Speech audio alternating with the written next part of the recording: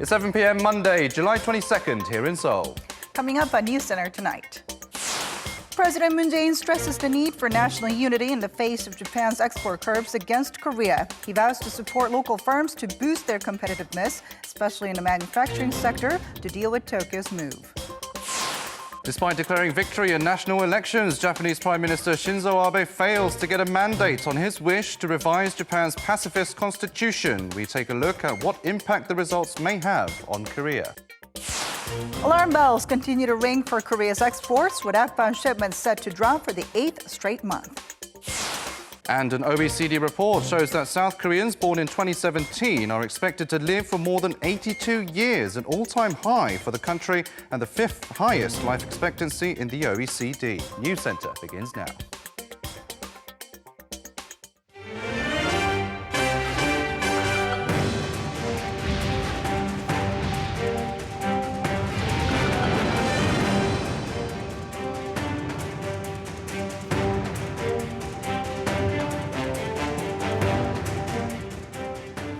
Good evening and welcome to Arirang News Center, coming to you live from Seoul. I'm Noah Dam. And I'm Lee Ji-eun, filling in for Han Da-eun this week. It's great to have you with us.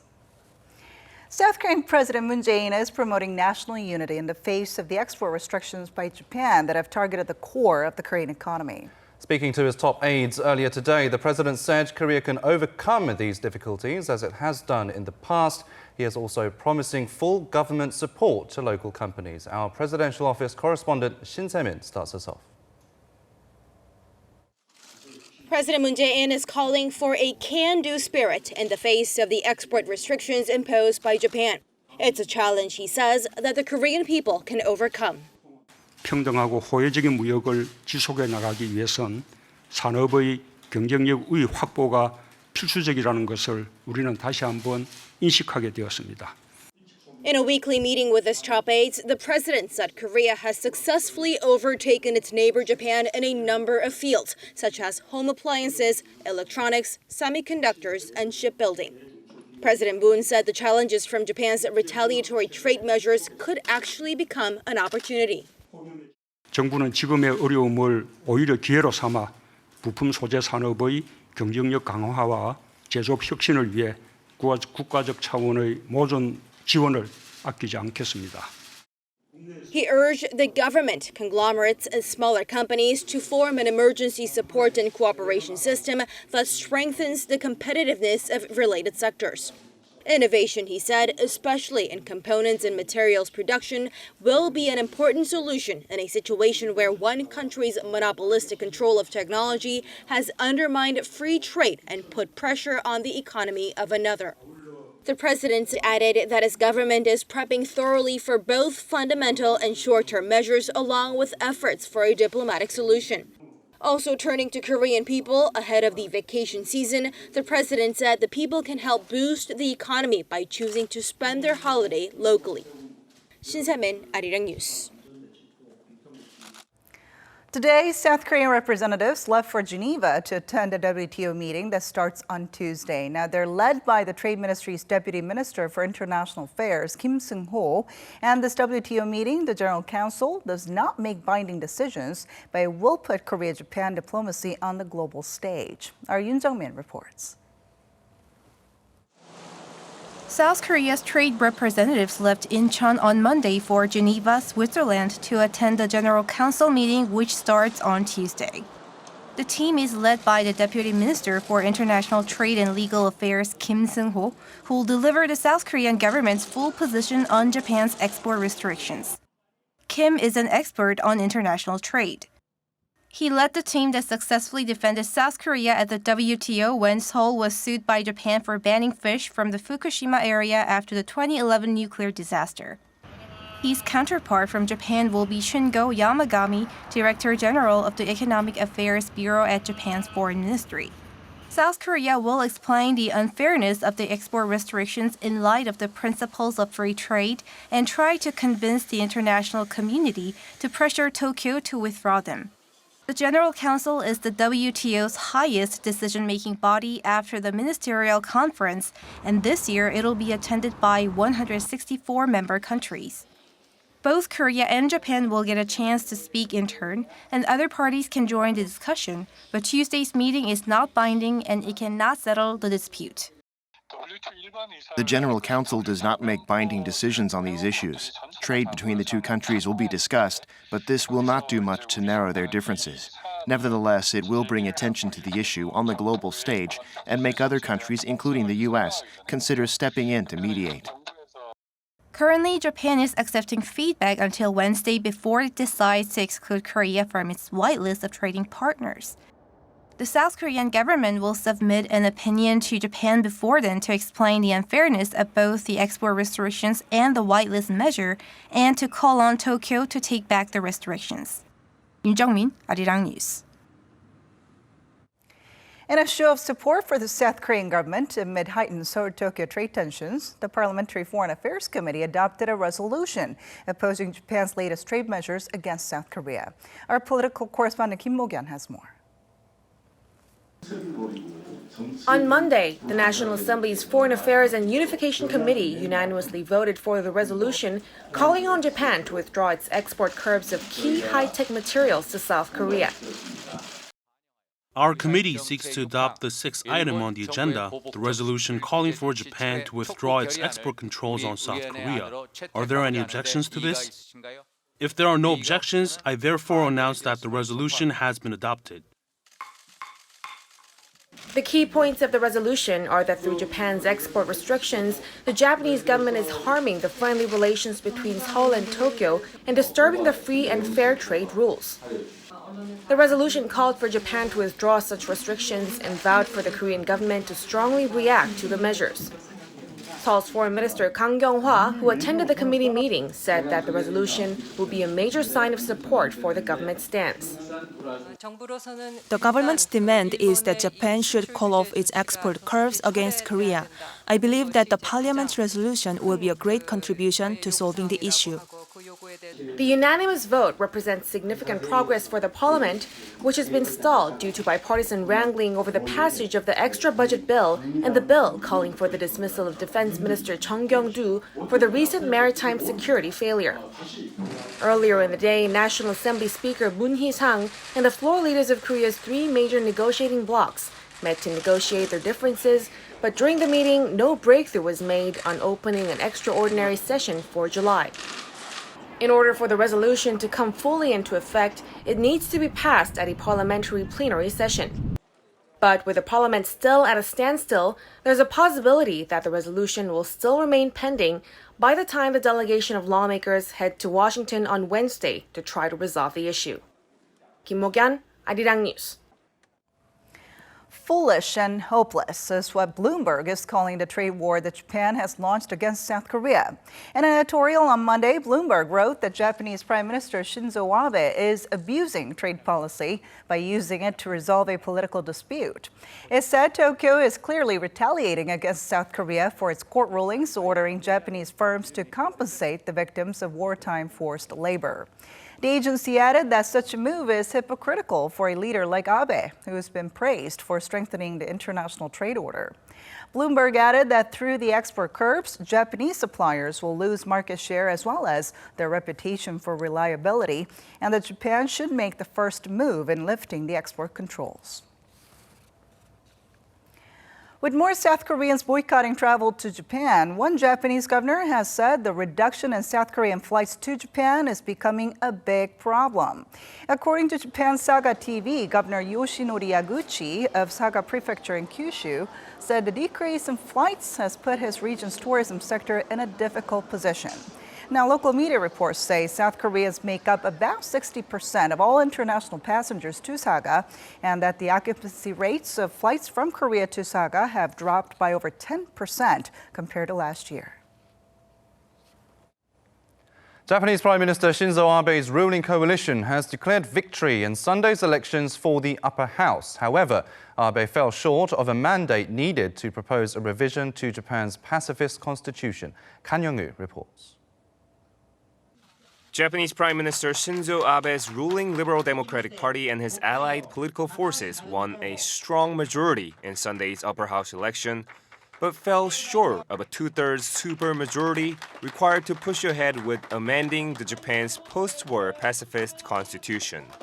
With a total of 124 seats up for grabs, the pro-amendment camp needed to win at least 85 seats to get a two-thirds majority in the House of Councilors. According to local newspaper Asahi Shimbun, the pro-revision parties claimed 81 seats.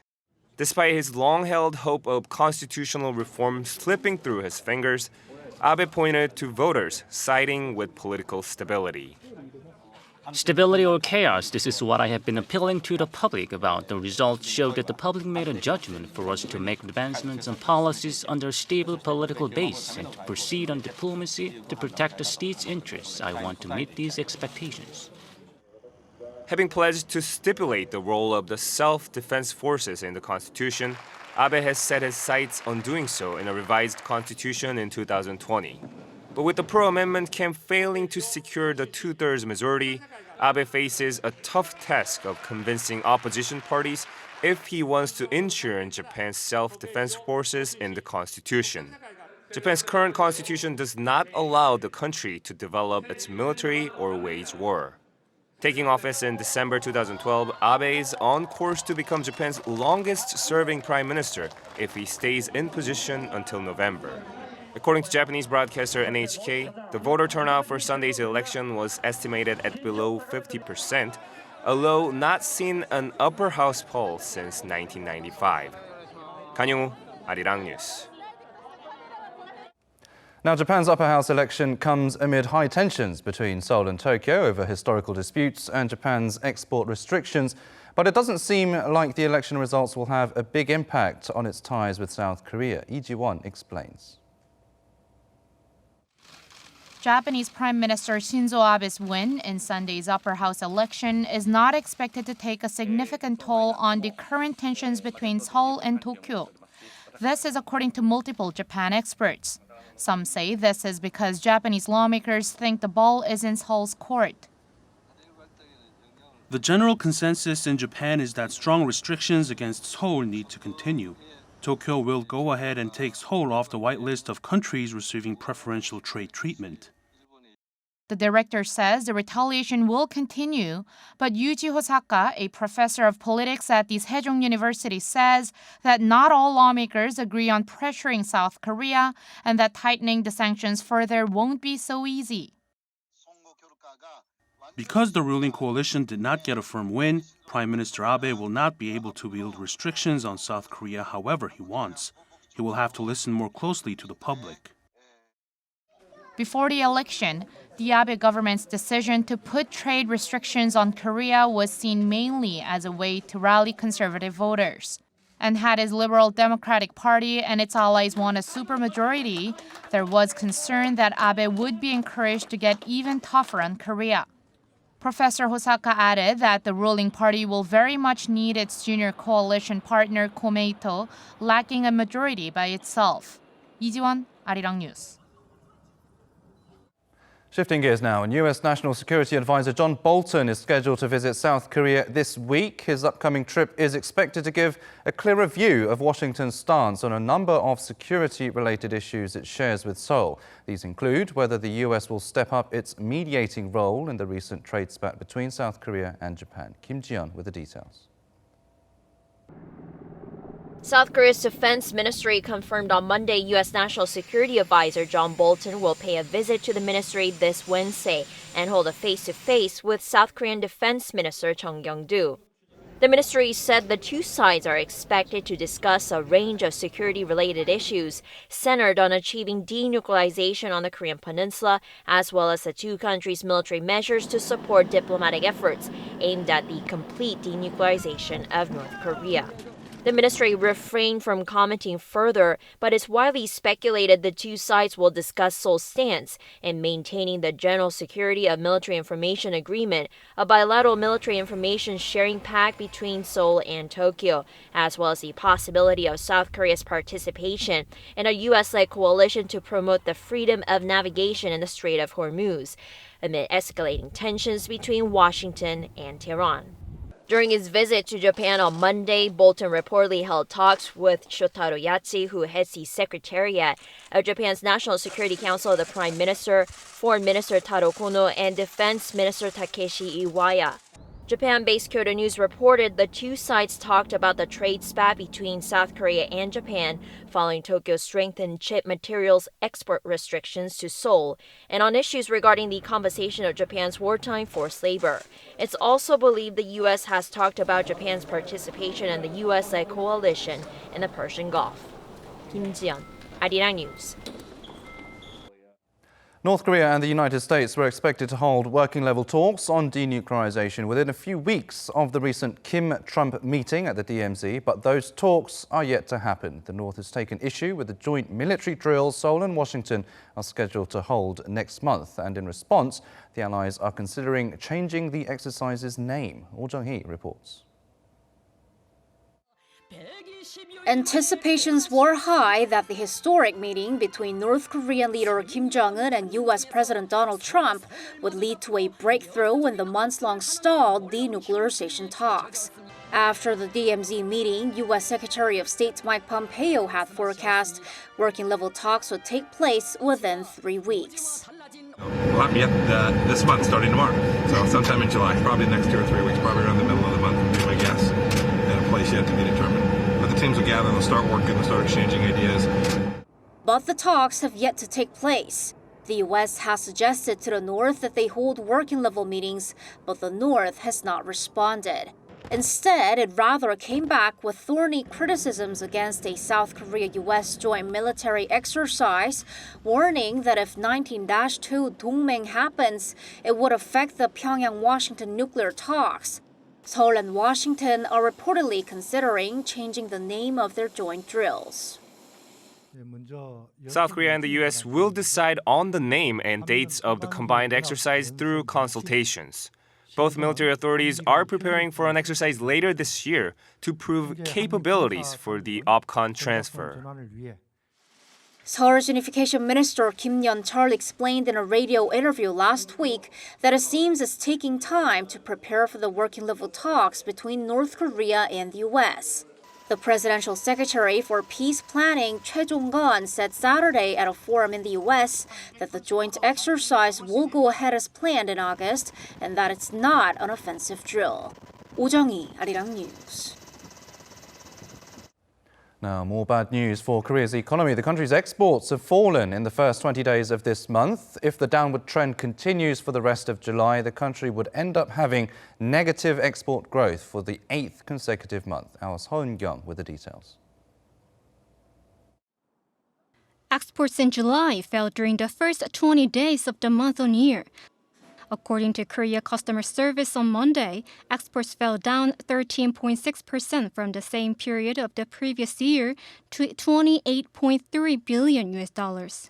Exports to China dropped significantly, recording a decline by 19.3% in July on year, followed by the European Union with 12.3% and Japan with 6.6%. Sluggish exports in semiconductors are reported to be the largest contributor to the sharp decline in total exports. Semiconductor exports slumped to minus 9.3% last December, and the figures have remained negative up until June this year. During July 1st to 20, semiconductor exports again declined by 30.2%, dragging down the total export value. Petroleum product exports, meanwhile, went down by 15.6%. In a macroeconomic fashion, the prolonged U.S.-China trade dispute and overall sluggish trade worldwide have negatively hit Korea's exports, dragging down the figures. The director added that the sluggish exports are due to various unstable external factors, including decreasing trade volume worldwide and a decline in semiconductor prices. Seo Eun-kyung, Arirang News. China says it will impose anti-dumping tariffs on stainless steel products from South Korea, Japan, Indonesia and the European Union. China's Ministry of Commerce announced the results of a probe it conducted last July on such products produced in those countries. The ministry accused those nations of damaging the stainless steel industry in China by dumping such products. Anti-dumping tariffs will be from 18.1% to as much as 103.1% starting Tuesday. South Korean steelmaker POSCO will face a tariff rate of 23.1%. How long will South Koreans born in the year 2017 live? Well, a recent report suggests that they are expected to live for more than 82 years on average, which is an all-time high for the country. Our Choi Si-young tells us more. According to the OECD's health statistics, South Koreans' life expectancy at birth averaged 82.7 years in 2017, slightly up from the previous year's 82.4 years. That's 2 years longer than the OECD average of 80.7. The suicide rate for the country has also been on the decline. It decreased from 29.1 people per 100,000 in 2012 to 24.6 per 100,000 in 2016. But it is still well above the OECD average of 11.7. The report also said that South Korea had just 2.3 physicians per 1,000 people, the lowest number in the OECD. The OECD average was 3.4, with Austria topping the list at 5.2 physicians per 1,000 people. But South Korea has more medical equipment with higher numbers of MRI and CT machines than the OECD average. The chances of dying from cancer stood at 165.2 people per 100,000 in 2016. That's well below some other developed countries such as Germany, the U.S., and Japan. The number of deaths from dementia was 12.3 people per 100,000 in 2016, far lower than the OECD average of 24.3. However, South Korea had the lowest number of people that answered positively to the OECD survey question asking them if they feel they are healthy. Choi Si-young, Arirang News. After 179 days behind bars, former Supreme Court Chief Justice Yang Seung-tae has been granted bail amid the ongoing trial over charges that he abused his power to influence court proceedings on high-profile cases. The Seoul Central District Court on Monday approved the bail some 3 weeks ahead of the end of Yang's detainment period in mid-August, as his release without any conditions could lead to him destroying evidence. Yang faces some 47 charges related to manipulating major court cases for political and business leaders to win favors from the previous Park Geun-hye administration. The 71-year-old has also been accused of delaying rulings on cases brought by former victims of forced labor under Japan's colonial government. Under the conditions of his bail, Yang is required not to leave his residence and is restricted from contacting those who could be involved in the trial. Pirates near the Singapore Strait have attacked a container ship flying a South Korean flag early Monday morning. The Ministry of Oceans and Fisheries says the crew of the CK Blue Bell, which was on its way to Incheon from Brazil, were beaten and robbed at 4:25 a.m., some 100 miles from the entrance to the strait. It's not clear where the pirates were from, and the container ship had 22 crew members on board and was boarded by 7 pirates from a speedboat. They threatened the crew with guns before taking off with over $13,000 in cash and the crew's possessions, including shoes and clothing. The ministry said 2 crew members suffered bruising, but there were no serious injuries. Summer heat is hard enough to deal with, even when you have air conditioning. So imagine what it would be like for animals to survive the scorching heat this time of the year. And that's why the Seoul Zoo has decided to step up its care to keep its animals as cool as possible. Our Won Jung-hwan has the story. Animals can't turn on the air conditioning or buy themselves a cold drink, so they can have a hard time with the scorching heat. Luckily, the Seoul Zoo is constantly coming up with new ideas to make sure its animals can stay healthy and safe.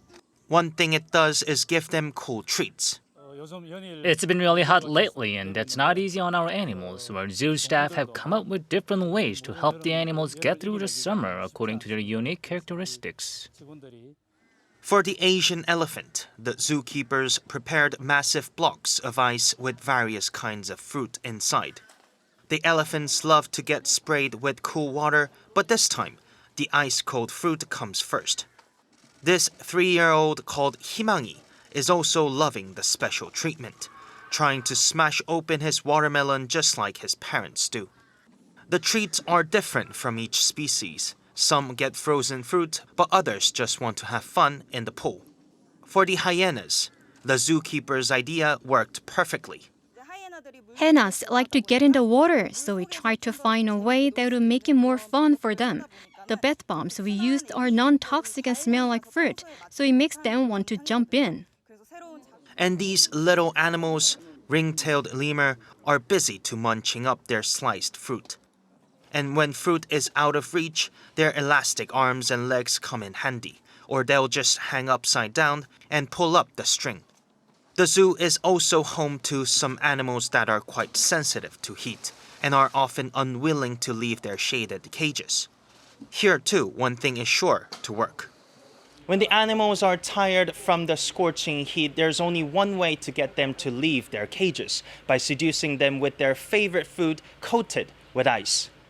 Bears often get fresh fruit and frozen meat to cool them down, making sure they're healthy all summer. The zoo is located in heart of Seoul Grand Park in Gwacheon City, and it's home to more than 2,000 animals. Visitors will be glad to know that even in the extreme heat, each of the animals is taken good care of. 원정환, 아리랑 뉴스.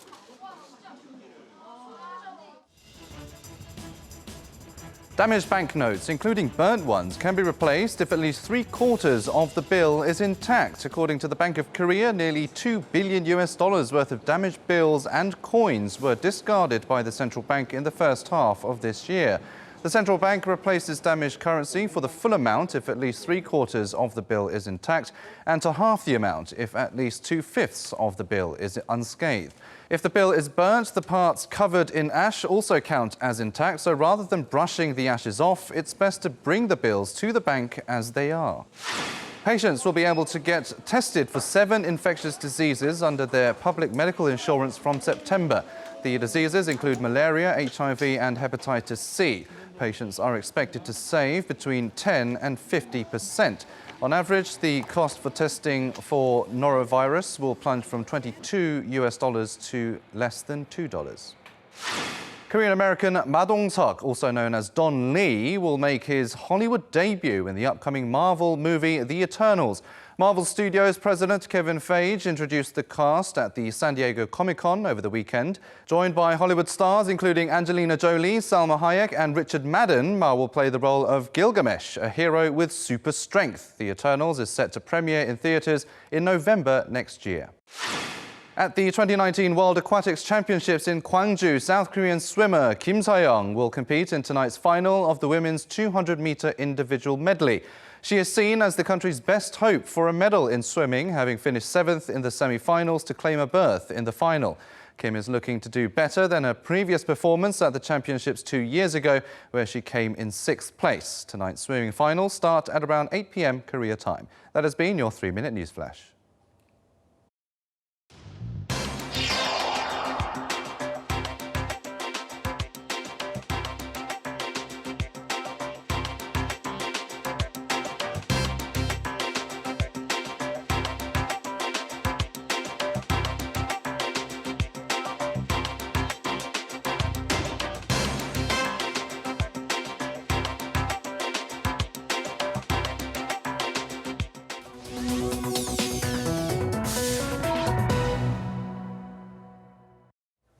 It is that time now where we take a look at Arirang's digital media content. And today we have another episode of When in Korea, or Wink, with Justin.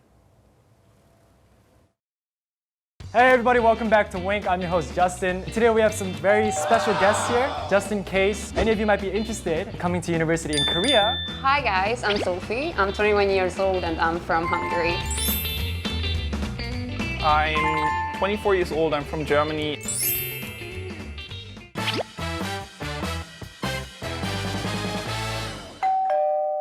How is life so far? Korean university life can be very different from back home, right? It's definitely different, but I don't regret coming here at all. I feel like it's, especially Korean freshmen, when they come to university, it's just like they come out of this hard high school life and then they just like, they let free. They go drinking pretty much, especially in the beginning, every day. Yeah. And they just let everything out and they're just having fun, I guess. During exam week though, that's when you'll see the true colors of guys and girls. Because everybody is just wearing a hoodie, no makeup, got trainers on, like sweatpants. Because you're studying technically 24/7. You live in cafes or in the libraries. How's your fashion during exam week?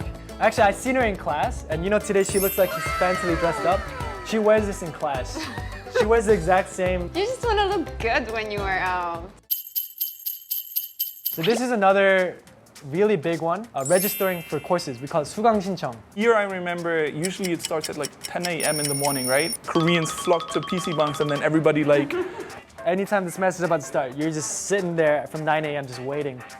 As soon as it 59, 10 a.m. Yeah. You gotta click like a madman, yeah. It starts like the first days for seniors, and then third year, second, first year, and Friday, like the last days for everyone. So each class has limited seats for each year. Exactly. For example, you're a third year student, you get there, but all the classes you want to take are completely full because seniors take them. I think like for some of these cases, you can get what we call the magic paper, right? Where you can go to the professor and be like, Professor, please, can you let me take this class? I needed to graduate. And then usually they sign it. They'll make an extra spot just for you because you got that signed paper. You go to the offices, yeah, the magic paper.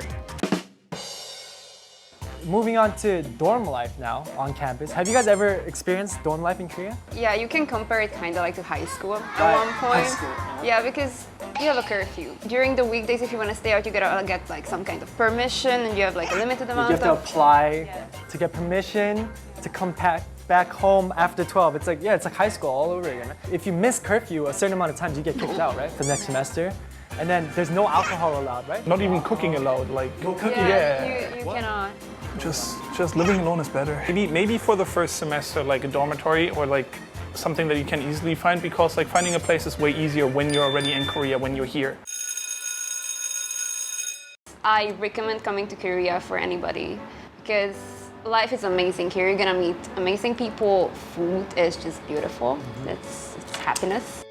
I'm an international student organization. What we do is basically when foreign students come to our university, help them check in, we help them get settled in Korea, and just that they have someone that they could talk to when they have any problems or need help with anything. That's it for today's episode on Wink. Thank you so much for watching. And yeah, I'll see you guys next week on Wink. Bye.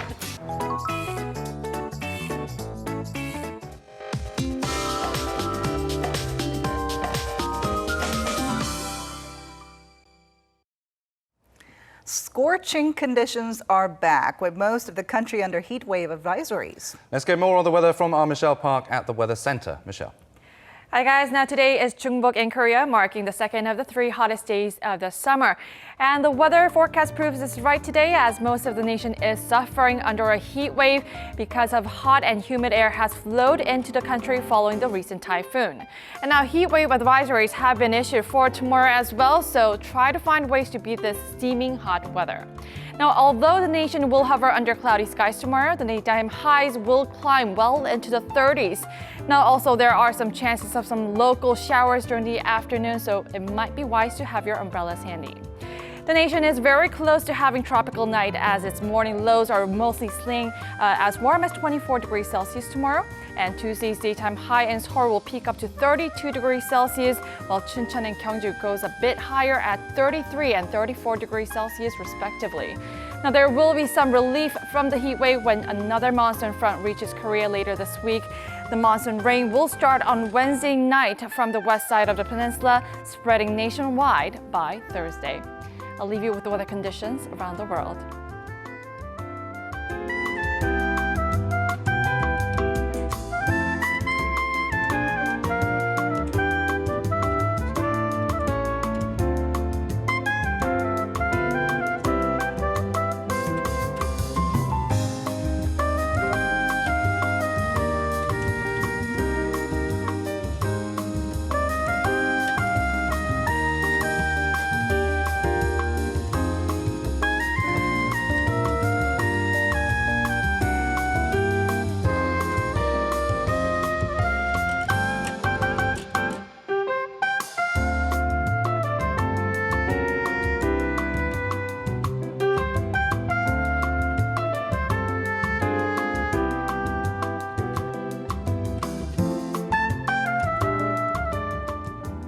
That will wrap it up for this edition of Arirang News. Thank you, as always, for watching. And News in Depth is next.